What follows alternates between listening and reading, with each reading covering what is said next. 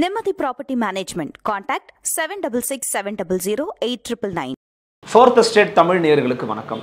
இது உங்கள் Fourth Estate Tamil வழங்கும் தலையங்கம் நிகழ்ச்சி. இன்றைக்கு நம்முடைய தலையங்கம் நிகழ்ச்சியில் ஒரு முக்கியமான ஒரு விஷயத்தை குறித்து பார்க்க போகிறோம். சமீபத்தில் நாம் தமிழர் கட்சிக்கு அவர்கள் ஏற்கனவே போட்டியிட்டு கொண்டிருந்த கரும்பு விவசாயி அந்த சின்னம் மீண்டும் கிடைக்கல அப்படிங்கிற தகவலை பார்த்துருப்பீங்க. அது தொடர்பான நிறைய வாத பிரதிவாதங்கள் நடந்துகிட்டு இருக்கிறது. அவர்களுக்கு கிடைக்குமா கிடைக்காதா அப்படிங்கிறது இன்னுமே ஒரு தெரியாத ஒரு விடயமாக இருக்கிறது. ஆனால் இந்த விவகாரத்தில் இது நாம் தமிழர் கட்சிக்கு மட்டுமான பிரச்சனையாக இதை பார்க்க வேண்டுமா, இது சீமானுக்கு நடந்த பிரச்சனையாக பார்க்க வேண்டுமா, அல்லது இதன் நீட்சி அப்படிங்கிறது மாநில கட்சிகளை குறிவைக்கக்கூடிய தேர்தல் ஆணையத்தினுடைய கிடுக்குப்பிடிகள் அப்படிங்கிறத நம்ம உற்று நோக்கணுமா? இன்னொரு கட்டம் நம்ம ஒரு வாதத்துக்கு நம்ம இன்னும் மேலேயே போனோம் அப்படின்னா இது மாநில சுயாட்சியையும் கேள்விக்குறியாக்குகிறதா அப்படிங்கிற நோக்கத்தில் தான் இந்த வீடியோ நம்ம பார்க்க போகிறோம். என்ன இது சீமானுக்கு சின்னம் கிடைக்காதது மாநில சுயாட்சிக்கே கேள்விக்குறியாக்கக்கூடிய விஷயம் எப்படி சொல்ல முடியும்னு நீங்கள் நினைக்கலாம். இந்த வீடியோ முழுமையாக பாருங்கள், இதில் உங்களுக்கான விடை இருக்கிறது. வாங்க நிகழ்ச்சிக்குள்ளே பயணிக்கலாம். இது உங்களுடைய ஃபோர்த் எஸ்டேட் தமிழ் வழங்கும் தலையங்கம் நிகழ்ச்சி.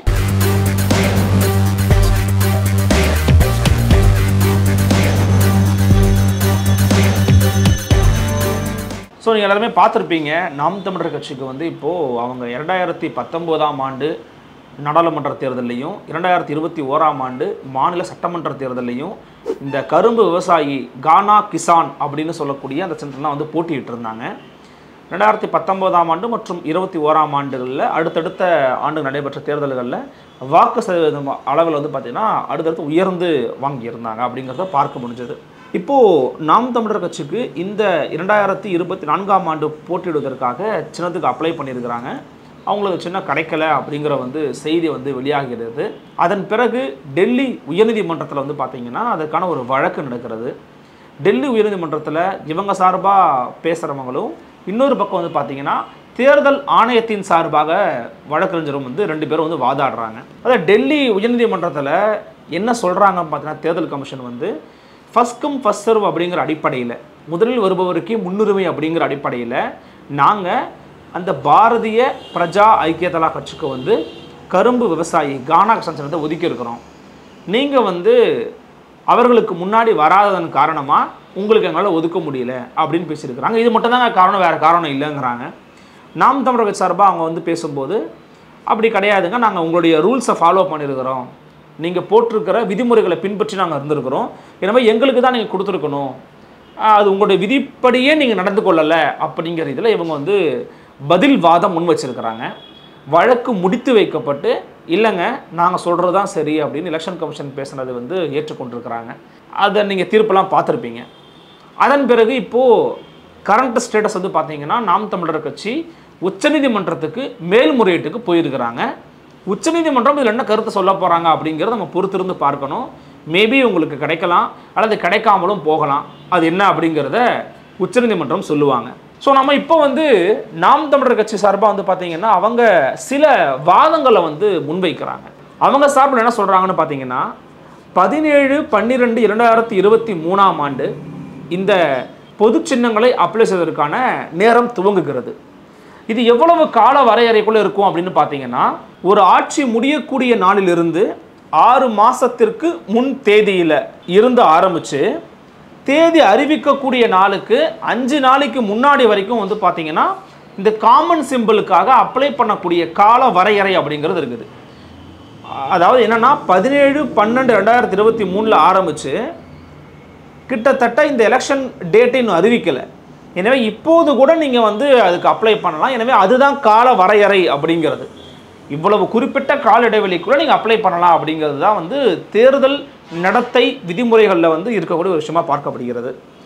எனவே அந்த அடிப்படையில் தான் அந்த கர்நாடகாவை சேர்ந்த கட்சிக்கு ஒதுக்கணும் அப்படின்னு எலெக்ஷன் கமிஷன் ஆஃப் இந்தியா வழக்கு மன்றத்தில் பேசியிருந்தாங்க. இவங்க தரப்பில் என்ன சொல்கிறாங்கன்னா நாங்கள் 9ஆம் தேதி தான் அப்ளை பண்ணியிருக்கிறோம், அது உண்மைதான், ஆனால் அது கால தாமதம் கிடையாது, அப்படி இந்த வார்த்தையை பயன்படுத்த முடியாது, கால வரையறைக்குள்ளே தான் நாங்கள் பண்ணியிருக்கிறோம். அந்த கால வரையறைக்குள்ளேயும் நாங்கள் ஏன் பண்ணோம் அப்படிங்கிறதுக்கான சில காரணங்களை முன்வைக்கிறாங்க. அது என்னன்னு பார்த்தீங்கன்னா ஜனவரி மாதம் 4ஆம் தேதி 2024 எலெக்ஷன் கமிஷன் ஆஃப் இந்தியாவோட வெப்சைட்டில் ஒரு ப்ரெஸ் ரிலீஸ் வந்திருக்குது. அந்த ப்ரெஸ் ரிலீஸ் என்ன அப்படின்னு பார்த்தீங்கன்னா, பொது சின்னத்தை பெறுவதற்கான திருத்தி அமைக்கப்பட்ட விதிகள் அப்படிங்கிறதுக்கு கீழே தான் அந்த ப்ரெஸ் ரிலீஸ் ஆனது வருகிறது. என்ன ப்ரெஸ் ரிலீஸை சொல்கிறாங்கன்னு பார்த்தீங்கன்னா, 2 முக்கியமான விஷயங்களை வந்து முன்வைக்கிறாங்க. ஒன்று, கடைசி 3 ஆண்டுகள் இந்த கட்சியினுடைய இன்கம் டேக்ஸ் அவங்க வந்து எவ்வளோ கட்டியிருக்கிறாங்க அப்படிங்கிறத வந்து அந்த இப்போ 2020 ஆரம்பிச்சிருக்கிறாங்கன்னா 20, 21, 22, 23, 23, 24 இது 3 ஆண்டுகளில் அவங்க கட்டின ஐடி கணக்குகளை வந்து கொடுக்கணும். அதே போல் தேர்தலில் போட்டிட்டு இருந்தாங்கன்னா அந்த தேர்தலுடைய வரவு செலவு கணக்குகளையும் சமர்ப்பிக்கணும் அப்படிங்கிறது தான் இந்த திருத்தி அமைக்கப்பட்ட விதிகளில் வந்து முதன்மையான விதிகளாக காட்டுறாங்க. எனவே நாம் தமிழர் கட்சி என்ன பண்ணுறாங்கன்னா, திருத்தி அமைக்கப்பட்ட விதிகளை நம்ம பார்த்துட்டோம், நோட்டிஃபிகேஷன் கொடுத்துருக்குறாங்க. எனவே அந்த அடிப்படையில் பிப்ரவரி மாதம் 9ஆம் தேதி என்ன பண்ணுறாங்கன்னா, இவங்களுடைய கடந்த 3 ஆண்டுகளில் ஐடி கணக்குகளையும் அதே போல் கடந்த 2 தேர்தல்களில் போட்டியிட்ட வரவு செலவு கணக்குகளையும் ஒருங்கிணைச்சு எலெக்ஷன் கமிஷன் ஆஃப் இந்தியாவுக்கு தேர்தலில் பங்கு பெறுவதற்கு எங்களுக்கு இந்த கானா கிசான் விவசாய சின்னத்தை ஒதுக்குங்கன்னு சொல்லி அப்ளை பண்ணியிருக்கிறாங்க.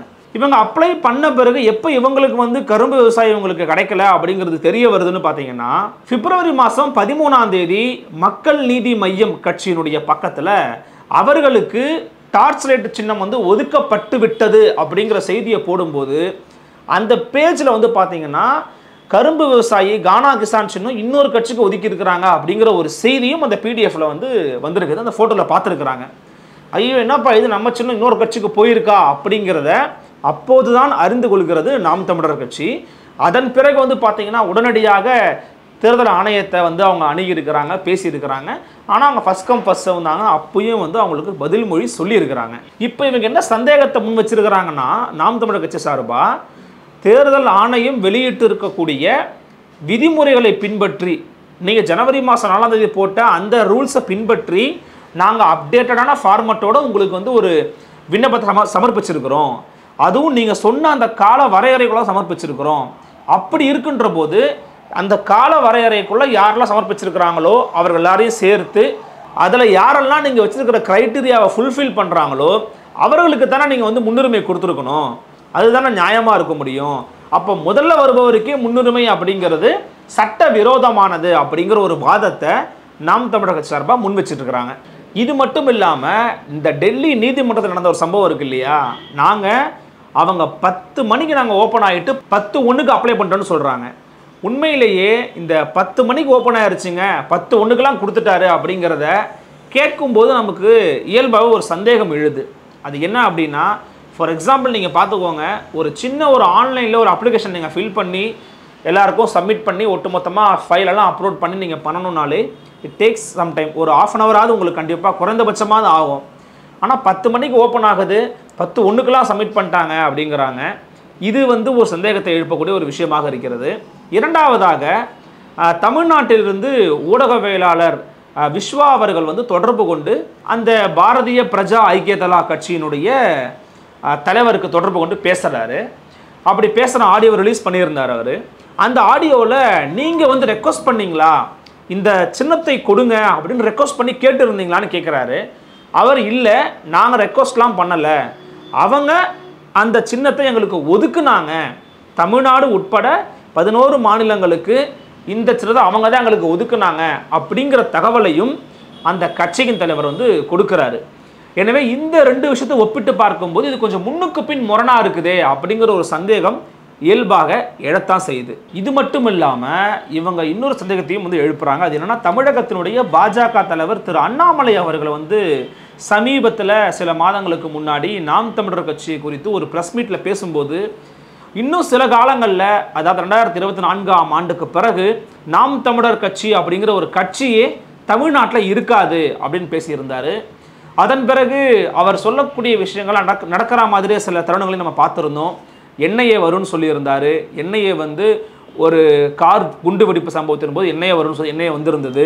அதே போல் அவர்களுடைய கட்சி தொண்டர்கள் மீதான என்ஐஏவனுடைய சோதனையும் வந்து குறிப்பிட்டு, இப்படியான முறைகளில் எங்களுடைய கட்சியை முடக்க பார்க்குறாங்க, அதனுடைய ஒரு நீட்சியாகத்தான் பாஜக தமிழ்நாட்டில் ஒரு முன்னிலையான ஒரு வாக்கு வங்கியை வந்து வாங்கிருச்சு அப்படின்னு காண்பிக்கணும்னா எங்களை போன்ற வளர்ந்து வரக்கூடிய ஒரு கட்சியை சின்னத்தை வைத்து முடக்கலான்னு முயற்சி பண்ணுறாங்க. எனவே இது அப்பட்டமான ஒரு ஜனநாயக படுகொலை அப்படிங்கிற ரீதியில் தான் நாம் தமிழர் கட்சி அவங்களுடைய வாதங்களை முன் வச்சுக்கிட்டு இருக்காங்க. எனவே அங்கீகரிக்கப்படாத கட்சிகள் பொது சின்னத்தை பெறணும் அப்படின்னா அதற்கு தேர்தல் கமிஷன் வெளியிட்டிருக்கக்கூடிய முறைகளை நாங்கள் பின்பற்றியும் கூட எங்களுக்கு கிடைக்கல அப்படிங்கிறது தான் இவங்க முன்வைக்கிற வாதம். அதே சமயம் அவர்கள் கேட்காமலேயே அந்த சின்னத்தை தேர்தல் கமிஷன் வழங்கியிருக்கிறது அப்படிங்கிற ஒரு பார்வையையும் இங்கு முன்வைக்க வேண்டிய ஒரு தேவை இருக்கிறது. அது என்னப்பா மாநில கட்சிகளுக்கு கூட பிரச்சனை வரலாம் அப்படின்னு நீங்கள் சொல்கிறீங்கன்னு நீங்கள் கேட்கலாம். இப்போ சமீபத்தில் நடிகர் விஜய் அவர்கள் தமிழக வெற்றி கழகம்னு ஒரு கட்சி ஆரம்பிச்சிருக்கிறாரு. ஸோ இந்த புதிய விதிகள் அப்படிங்கிறது எப்படி புதிய மாற்று எண்ணங்கள் கொண்டு மாற்று கட்சிகள் அல்லது மாநில கட்சிகள் உருவாகிறத தடுக்கும் அப்படின்னு சொல்கிறோம் அப்படின்னா இந்த ஜனவரி மாதம் 4ஆம் தேதி வெளியிட்ட அந்த ப்ரொவிஷன்ஸ் அடிப்படையில் பார்த்துக்கோங்களேன். 3 ஆண்டுகளுக்கு ஒரு கட்சி ஆரம்பித்த பிறகு அவர்கள் பொதுச்சின்னம் கேட்டாங்க அப்படின்னா அவங்க ஒரு 3 வருஷத்துக்கு வருடாந்திர கணக்கை சப்மிட் பண்ணியிருக்கணும். அது மட்டும் இல்லாமல் 2 தேர்தல் நின்றுருந்தாங்கன்னா அதனுடைய தேர்தல் வரவு செலவு கணக்கையும் நீங்கள் சப்மிட் பண்ணியிருக்கணும் அப்படிங்கிறாங்க. ஒருவேளை 2026 பொது சின்னம் விஜய்க்கு கிடைக்காம போகலாம், இது கட்டாயமாக்கப்பட்டுச்சு அப்படின்னா இதோட நீட்சி அப்படிங்கிறது எங்கே போகும் அப்படிங்கிறது இங்கே மிக முக்கியமான ஒரு கேள்வி. மாநில கட்சிகளாக இன்னைக்கு ஒவ்வொரு மாநிலத்திலையும் பல முக்கியமான மாநில கட்சிகள், இப்படி தமிழ்நாட்டில் திமுக அதிமுக இருக்குது, அதே மாதிரி இந்த பக்கத்தில் ஜெகன்மோகன் ரெட்டியுடைய கட்சி இருக்கிறது, இந்த பக்கம் மமதா பானர்ஜியோட கட்சி இருக்கிறது, ஒய்எஸ்ஆர் காங்கிரஸ் இருக்கிறது, நவீன் பட்நாயக்கோட கட்சி இருக்கிறது. இப்படியாக இருக்கக்கூடிய மாநில கட்சிகளை நாளைக்கு முடக்கணும் அல்லது அவர்களை எப்படியாவது சீர்குலைவு செய்யணும்னு நினச்சாங்க அப்படின்னா நீங்கள் தேசிய கட்சியாக வாங்க, ஒரு 4-5 மாநிலத்தில் போய் போட்டி போடுங்க அப்படின்னு ஏன் தேர்தல் கமிஷன் சொல்லாது? அப்படி சொல்வதற்கான வாய்ப்புகள் இருக்கா இல்லையா? இதனுடைய செயல்பாடுகளை அடிப்படையாக வைத்து பார்க்கின்ற போது மாநில கட்சிகளை தேர்தல் கமிஷன் குறிவைக்கிறதோ அப்படிங்கிற ஒரு எண்ணம் நமக்கு எழுகிறது. அந்த விமர்சனத்தையும் பல பேர் முன் வச்சிருக்கிறாங்க. இப்போ பாருங்கள், ஃபார் எக்ஸாம்பிள் சமீபத்தில் கூட விடுதலை சிறுத்தைகள் கட்சி பார்த்தீங்கன்னா ஒரு 4 மாநிலங்களில் போட்டி போட போகிறாங்க. 4 மாநிலங்களில் தங்களுடைய கட்சிகளை பலப்படுத்துவதற்கான வேலைகளில் ஈடுபட்டுக்கிட்டு இருக்காங்க அப்படிங்கிறதையும் நம்மளால் பார்க்க முடிகிறது. இப்படியாக நாளைக்கு எல்லா கட்சிகளையும் அல்லது முக்கியமான மாநில கட்சிகளையும் இப்படியான ஒரு சூழலுக்கு கட்டாயமாக்கினாங்க அப்படின்னா அது எங்கே கொண்டு போய் முடியும்? சீமான் நடந்த விஷயமா இருக்கட்டும், விஜய்க்கு நடக்க வாய்ப்பு இருக்குன்னு சொல்கிற விஷயமா இருக்கட்டும், இதெல்லாம் எங்கே போய் முடியும்னு பார்த்தீங்கன்னா புதிய சிந்தனை, புதிய கட்சிகள், மாற்று இயக்கங்கள் ஆகியவை உருவாவதை முடக்கக்கூடிய விதமாகத்தான் இருக்குது அப்படிங்கிறதுல மாற்று கருத்துக்கு இடம் கிடையாதுங்க.